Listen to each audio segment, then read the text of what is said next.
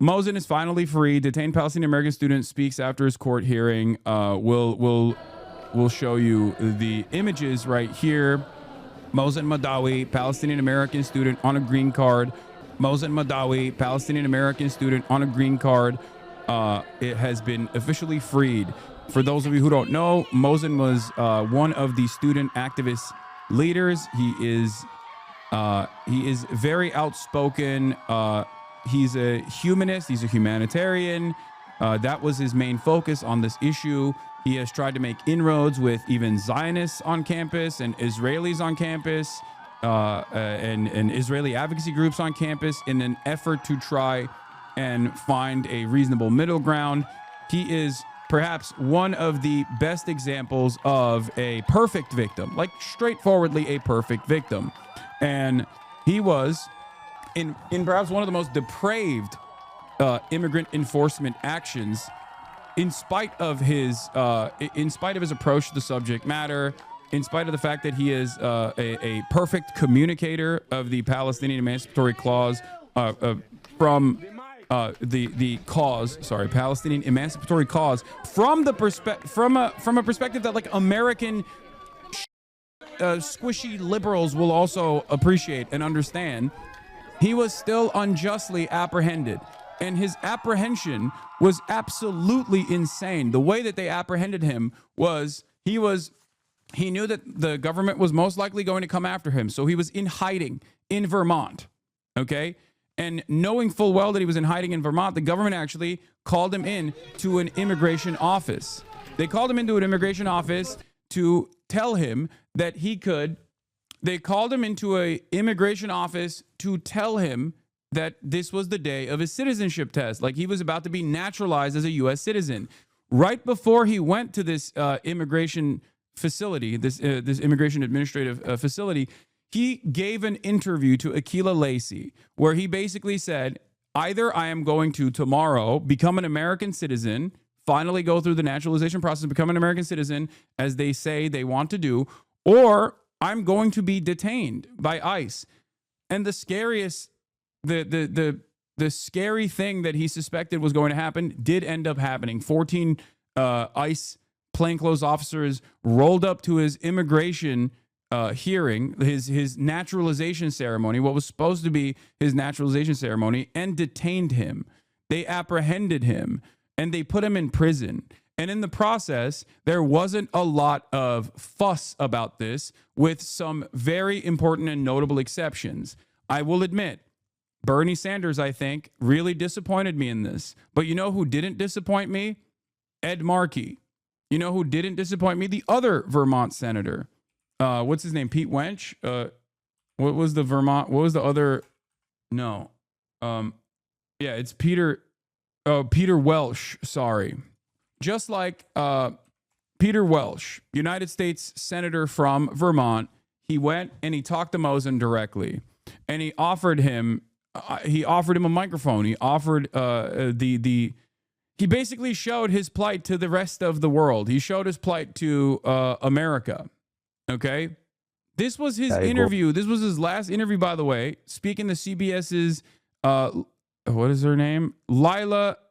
Lilia Luciano, one day before his scheduled citizenship interview in Vermont, where the Columbia student Palestinian activist was detained by immigration agents, where he told CBS, the work and activism that we have done was centered in the energy of love. We did it because of our love for humanity, our love for justice, our love for human rights. I want people to know my compassion extended beyond the Palestinian people. My compassion is also for the Jewish people and the Israelis as well. And in spite of all of that, they still arrested him. They still detained him. They still tried to accelerate the process of revoking his green card. And for what? A First Amendment violation. An incredibly scary precedent is on the verge of being set by this administration. They are trying to tackle this issue from the perspective. They're trying to tackle this issue from the perspective of immigration enforcement, where they want to say non-citizens do not have the same constitutional protections that citizens have. Can we watch the e-debate now, please? I need to go to sleep shortly. It hasn't started yet. What the do you want me to do? Do you want me to go forward in time? God damn, some of you guys are so horny for drama. Jesus Christ, dude. Let me talk about real issues that matter. Okay?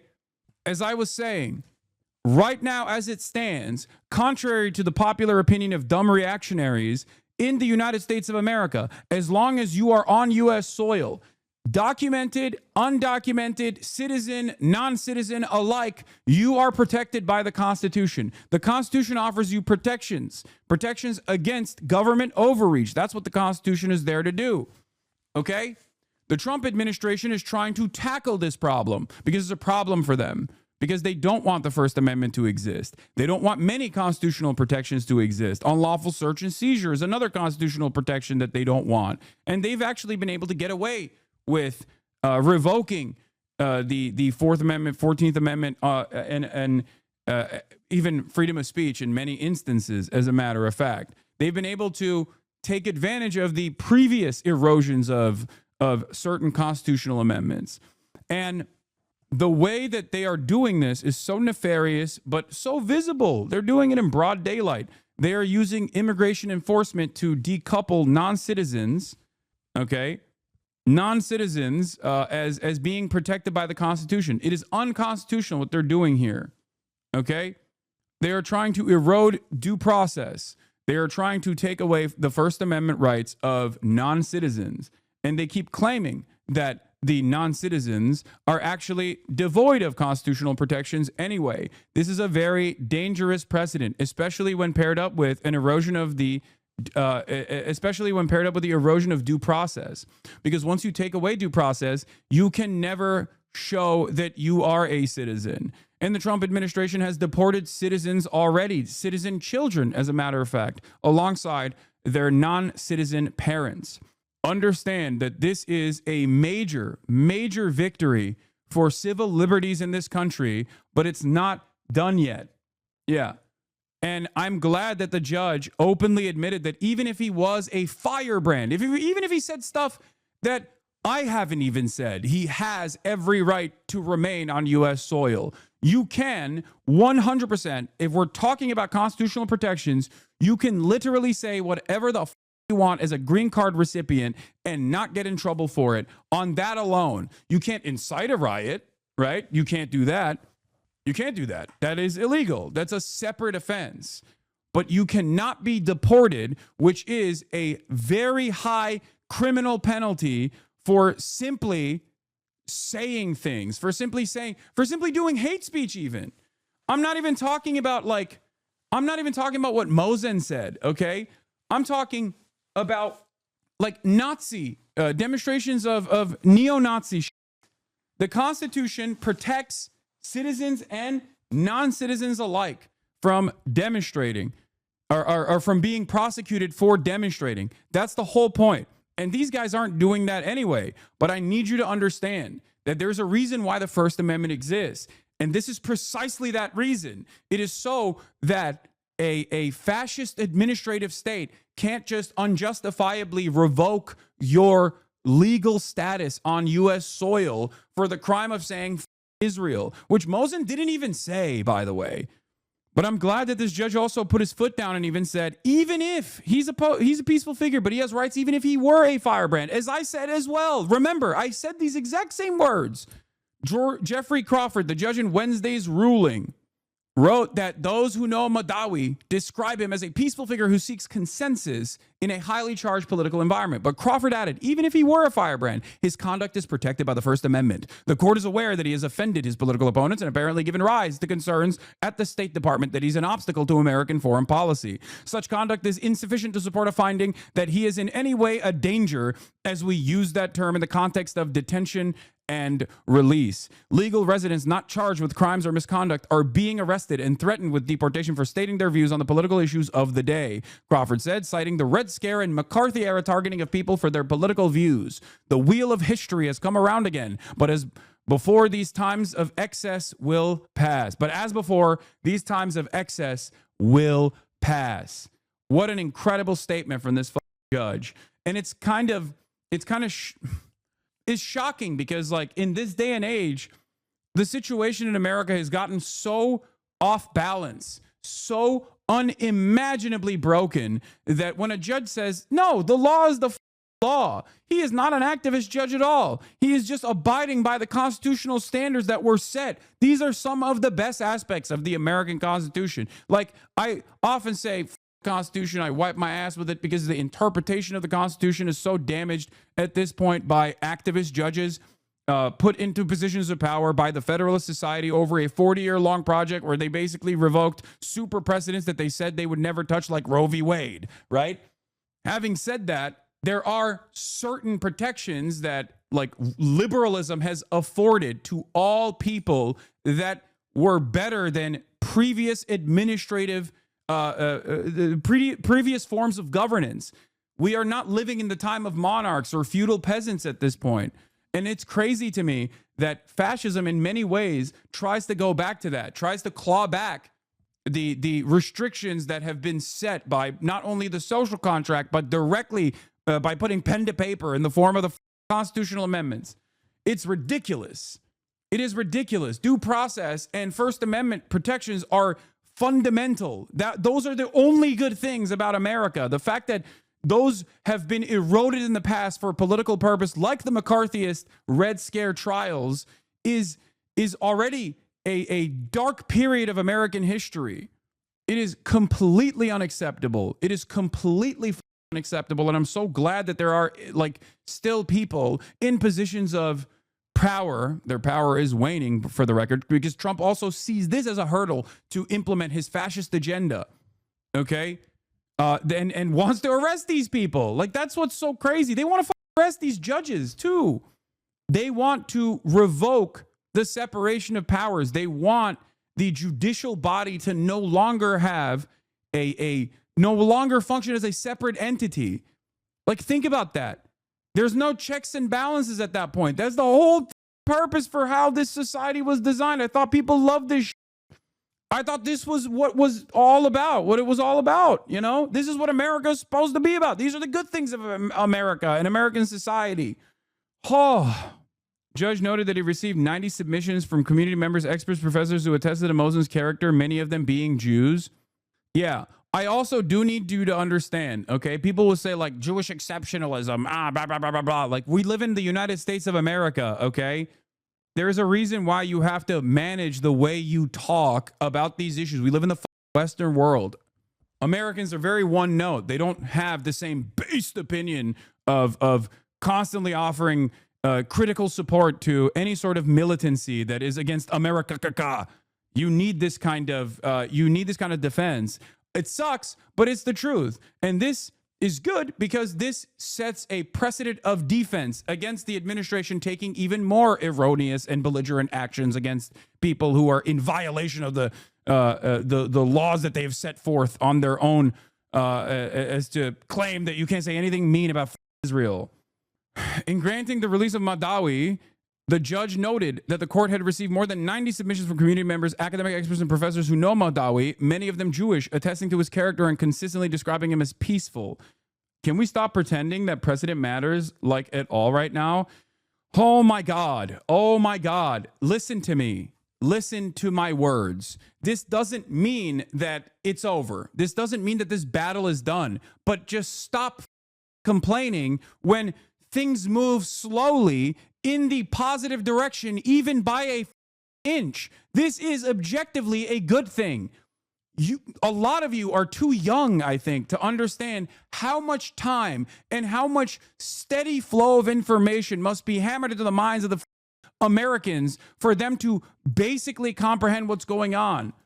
Trump has shown he doesn't care, though. I know he doesn't care, but it does not matter. This action against Mohsen Mahdawi and this action against Mahmoud Khalil and Rumeysa Öztürk and many others was already his lack of care being demonstrated. So don't look a gift horse in the goddamn mouth, okay? What's the alternative? That he just gets packed out? He gets shipped out of the country? What's the alternative? He goes to the West Bank, gets shot by Israel or detained permanently, and in the process, America sets a new precedent that non-citizens don't have any rights, and that simultaneously non-citizens don't have any constitutional protections, even if they're green card recipients, even if they're legal permanent residents. They have a green card. They're basically about to become American citizens, right? And now it's over. It doesn't matter. It doesn't matter at all. You can't say anything about Israel. You can get ethered. You can just get lasered out of existence. They'll just ship your ass to CCOT.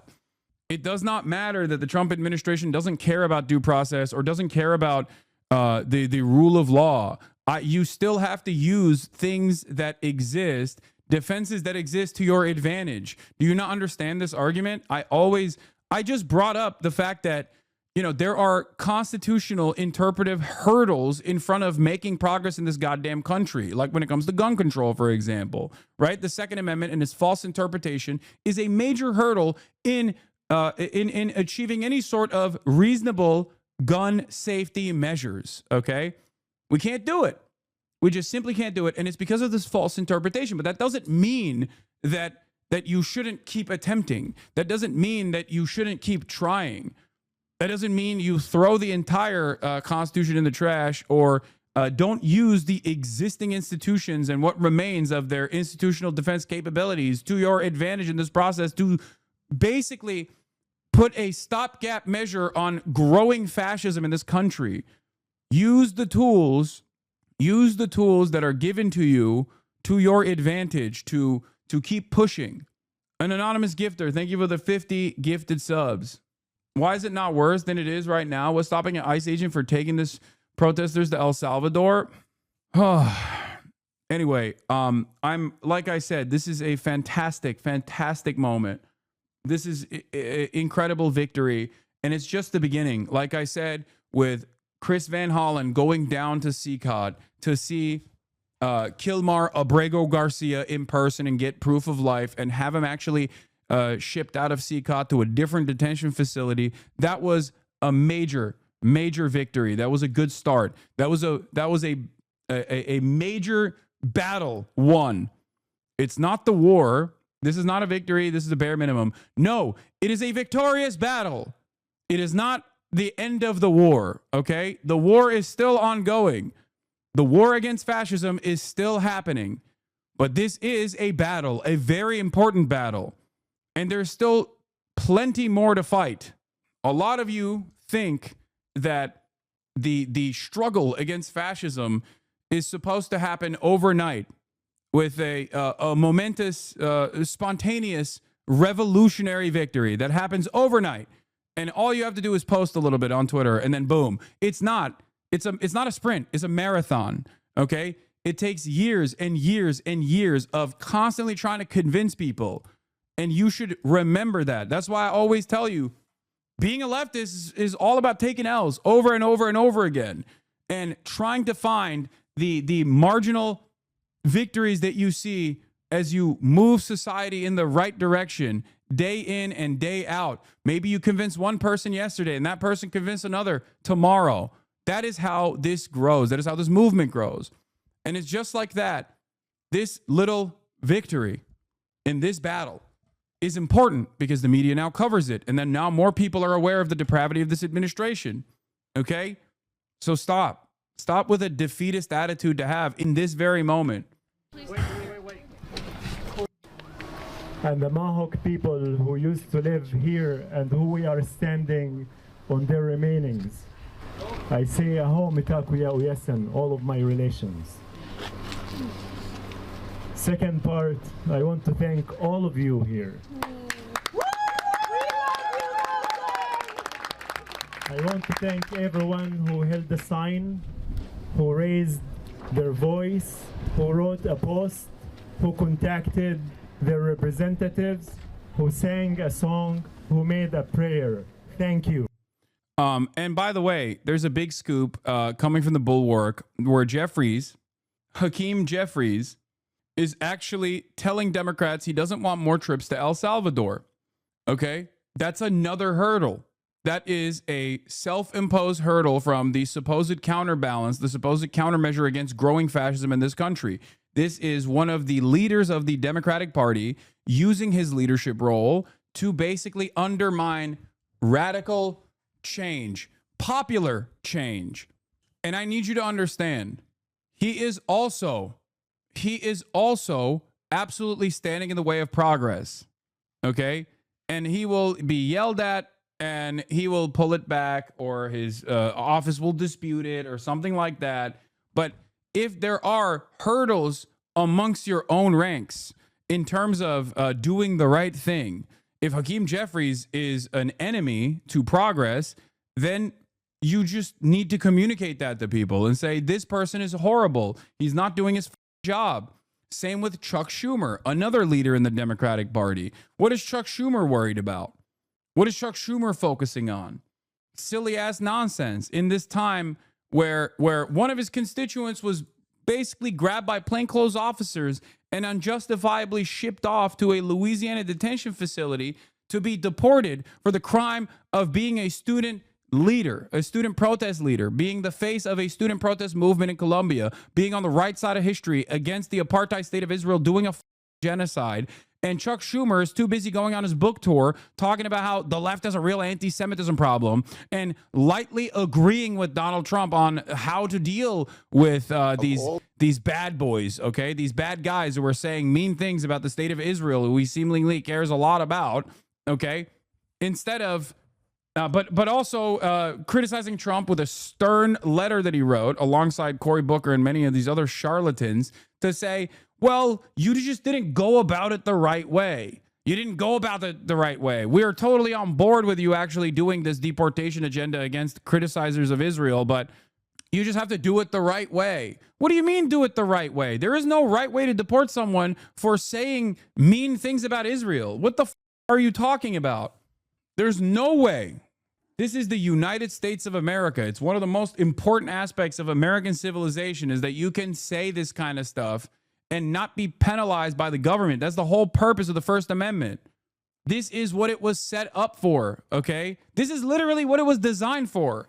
That's the whole purpose of the First Amendment. Free speech, freedom of assembly, freedom of expression. This is the reason, to be able to speak out and organize and express your thoughts against growing fascism. That's like the whole point.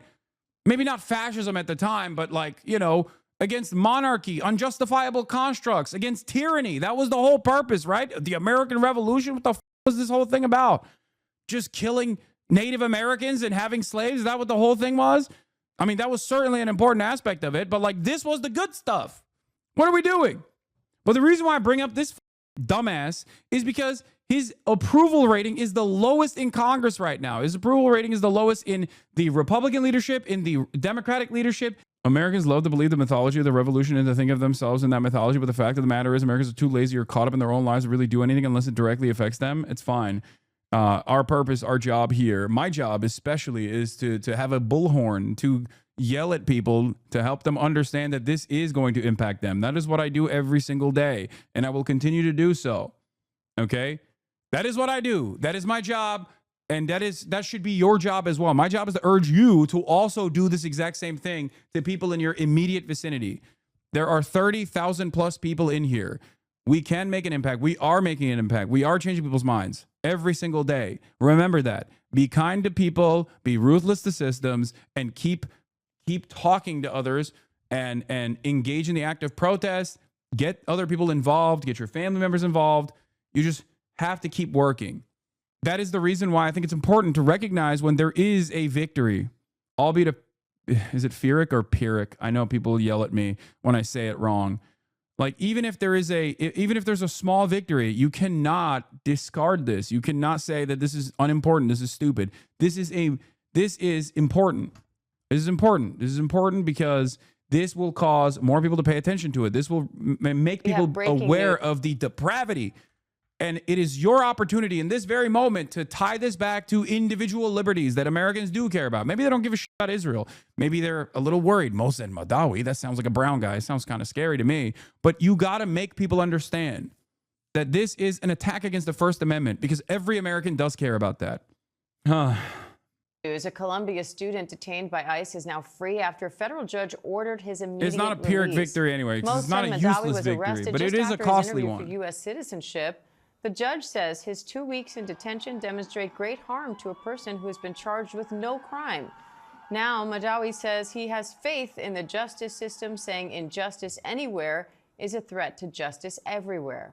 If we have faith in our beliefs, unshakable beliefs, which is the belief that justice is inevitable, we will not fear anyone, because our fight is a fight for democracy, is a fight for humanity. Amen.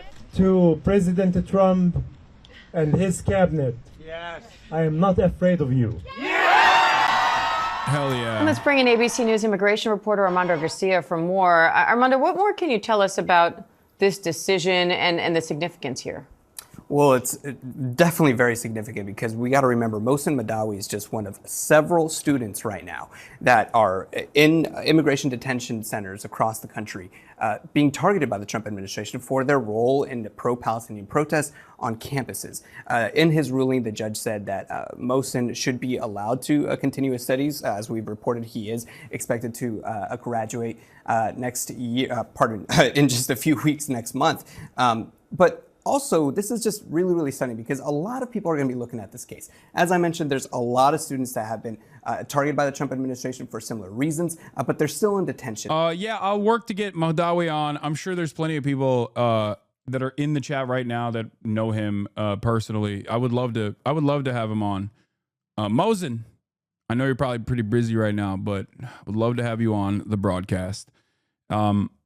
Is he actually free? Because courts also said Kilmar should be free, but isn't? No, he's literally walking free currently, so he is free. I mean, I don't know for how long. They might try to do some once again, but yeah. I know someone who might possibly know someone who probably knows him. He's free, but he's still pending the case. He's just out on bail. I know, but he's functionally free. Part of that is because he was apprehended in Vermont, and they were able to have an expeditious trial on a bail determination. Like that was, these are the reasons as to why normally ICE will move very fast to take you out and put you in Jenna, right? Like to put you in a Louisiana detention facility, like they did with Mahmoud Khalil, and that complicates things. But it's a deliberate design. So why are you angry at Bernie? The reason why I'm not angry at Bernie, I'm disappointed with Bernie, because Pete Welch actually went. Peter Welch is a Vermont senator, just like Bernie Sanders is. He actually went to the detention facility and talked directly to Mohsen Mahdawi, and Bernie did not do that. And I wanted him to do that. I wanted him to not just like write tweets about how terrible this is, or talk about it in his protests, talk about it in his like fighting the oligarchy rallies, but like to directly take action. I wish that he would have done that. I think that this is important enough, given that this is your constituent, this is important enough to make time for. I'm sorry, before people say there is a fighting oligarchy tour, like, you are misunderstanding, because the inevitability of Mohsen's release would have shown Americans that there is a way out of this, okay? This is all about not just organizing people and getting them together and engaging in the act of catharsis and saying, oh, wow, look how bad the situation is, okay? This is about mobilizing people. Bernie Sanders has an incredible mobilization capacity. He is bringing out 30,000 people, okay? He is bringing out 30,000 people to go listen to him, to go listen to AOC. I think it was a major mistake not to take this momentum and then focus it directionally on some of these issues that he does speak about, right?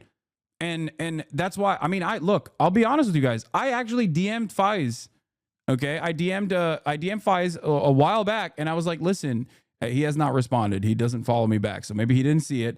But I DM'd him, and I was like, is Bernie thinking about doing any of this? Like, is he thinking about like actually showing up to one of these events?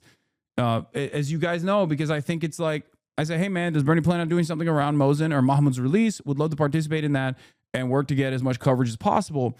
And part of the reason why I wanted this to happen was because the more people are involved in this, the more media attention is on the story. And the more media attention is on the story, the more people understand the depravity, right? The rallies aren't at all incompatible. Hold one in front of ICE. No, I mean, my expectation is not that he rallies in front of ICE. That would be great, right? That would be awesome. But What Peter Welch did was fantastic. He went to the facility. He got access to Mohsen. He talked to him directly. You know, this is how you do it. This is, and before people say he declined, Bernie, he's no ally, shut up, chatters. You can express your disappointment with your comrades. You can express disappointment with people that you are by and large in agreement with. Okay? Calm down.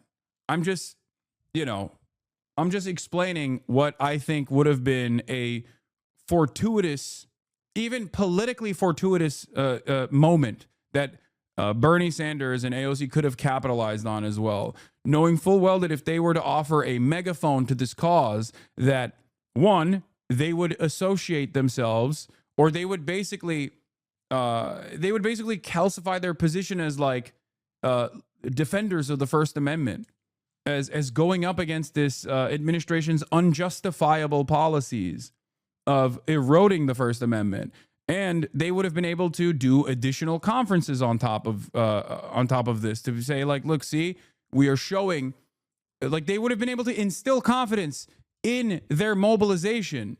They would have been able to instill confidence in being able to make changes, no matter how tiny it may seem right now, by mobilizing people directionally like this. This is why I kept saying, like, I think politicians are doing a great job. Like Bernie Sanders is doing a great job. AOC is doing a great job with organizing and getting people to come out to rallies. But I think they should be mobilizing them directionally against some of these causes as well, in an effort to show the people that they are bringing out to these rallies that there is a different path forward. There is a way to put people first, and there is a way to get bodies into these there's a way to get bodies into these rooms that will actually cause people to second guess before they make these fascist decisions.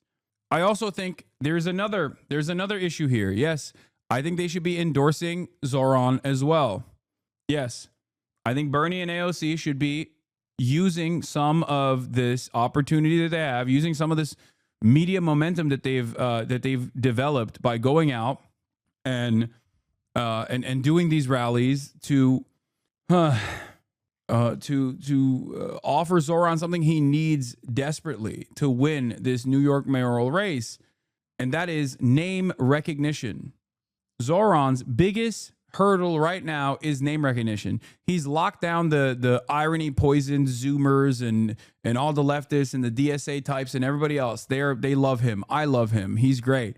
He needs to get the aunties and the uncles. He needs to get the black and Latino and all of the other like unks and aunties to be on board. And I think the only thing that needs to happen for that to happen is to get in front of them. That's it.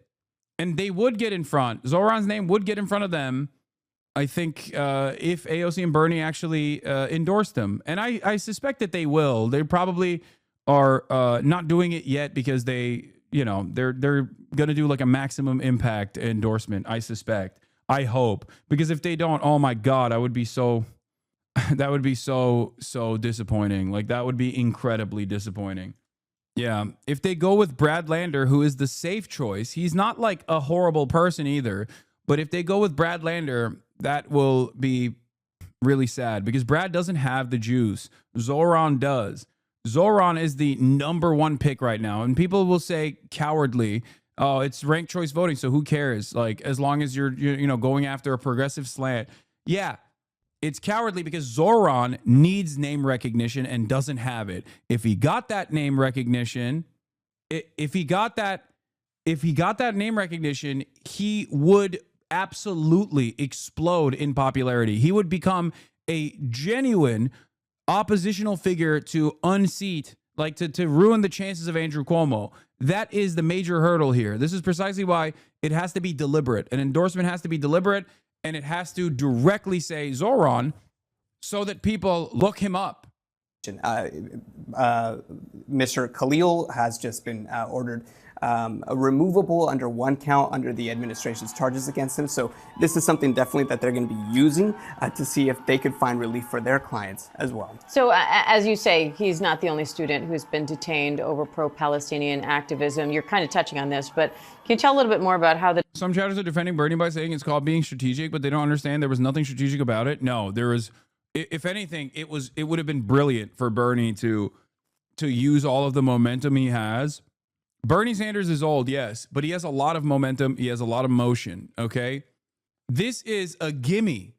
This is not only going to elevate his status as someone who is a real fighter against the administration, this is going to be a mutually beneficial. It would have been a mutually beneficial movement, because this way, not only does he look like he played a role in this release, okay, is easy W, but also on top of that, he gets to instill confidence in his audience. He gets to instill confidence in his followers that their voices matter. That is what we have to do right now, because a lot of people, especially in the aftermath of what took place in 2020, where they went out and they protested Black Lives Matter, throw up the black fist, commodification of radical movements and a neutering of radical movements. 8 can't wait. Democrats actually, after COVID, go out and win the election. People did everything. People did everything that they were supposed to do. If you're an elderly Gen Z or a young millennial, you took it to the streets and you protested. You f***ed it up. You yelled from the rooftops. Then you went out and you voted. You voted for Biden. You voted for Brandon, who was supposed to be the oppositional figure that was better than Donald Trump. And you saw nothing in return for that. You saw nothing in return for that. Okay? That, I think, played a major role in ruining the confidence of an entire generation, where they saw nothing from doing all of the right things. Because when you, in popular culture, in the books that you read, what do you hear? You hear that you take it to the streets and you protest, you engage in civil disobedience, then you go out and you vote and you do your civic duty, and then change is supposed to happen. But no change comes in the aftermath of that. What does that do? What does that do to the collective consciousness of an entire generation? It causes despair. It causes nihilism. A lot of people don't understand that. A lot of people are completely oblivious to it, where they think like, oh, well, they discount it. They think, oh, well, whatever, that's just politics, baby. That is how it is. That is not how it's supposed to be. We must also combat apathy. And a great way to do that is by not only mobilizing people, not only organizing people to go to the rallies, right, but to mobilize them directionally against the causes you care about. And if it wasn't about Israel, Palestine, let's say, and about something else that Bernie talks about, because he talks about this as well. He doesn't think this is a justifiable position, okay? Before people go crazy and be like, yo, Bernie's just an ultra-Zionist and, he loves Itamar Ben-Gvir. That's why he's not saying anything. Like, no, that's not the case either. I mean, he said abhorrent things, for sure. 17 months into a genocide saying Israel's right to defend itself, that is abhorrent. Like, that is ridiculous. And he's been outflanked by people who are succeeding him, like AOC and many others. He's not shy about endorsing people who have more radical positions than him on this issue. Okay? Having said that, he has been an active defender of the First Amendment and has defended the First Amendment against BDS, against AIPAC in the past when no other congressperson ever talked about it. This is precisely the reason why I tried to broach the subject matter from the point of view of First Amendment protections when talking about Mahmoud Khalil when I was face to face with Bernie before his Nevada rally. We didn't have enough time to get into it, but that is what I think. That is what I think Bernie should be doing, because I know he cares about this. I know this is an issue that he does care about. It's not secondary for him. It's not inconsequential for him. And not only that, but that's why I'm disappointed about him not showing up for Mohsen specifically, because he was his constituent. What do you mean free speech against BDS? Bernie Sanders and Dianne Feinstein are the two figures in the Senate, the only two lone senators that have criticized anti-BDS legislation that passed in, like, at that point, it was like 20 states or something. This was a decade ago.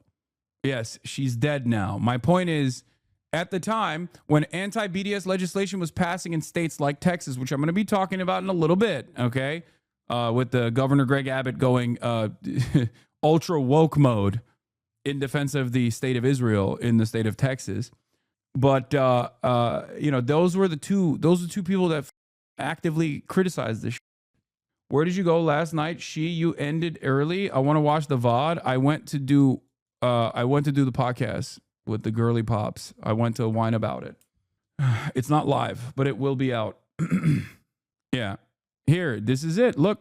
Sanders, Feinstein urged Senate to reject anti-BDS bill, threat to free speech.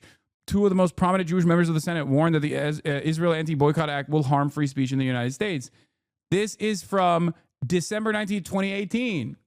I wish he would mobilize people, even if he doesn't care about the issue, but I do know he cares about it, right? I know he cares about this. But even if he didn't care about the issue from the perspective of like defending people's free speech or whatever, this is an opportunity to galvanize and embolden your audience. This is an opportunity to combat the apathy that they feel. It is a way to show with your work that you putting bodies in front of this issue, you mobilizing people in front of issues directionally, engaging in direct action and participating in civil disobedience works. That's my point. I hope people can understand what I'm saying here. The Vermont congressional delegation, 2 senators and 1 rep, have a joint statement applauding the decision to free Mohsen Mahdawi.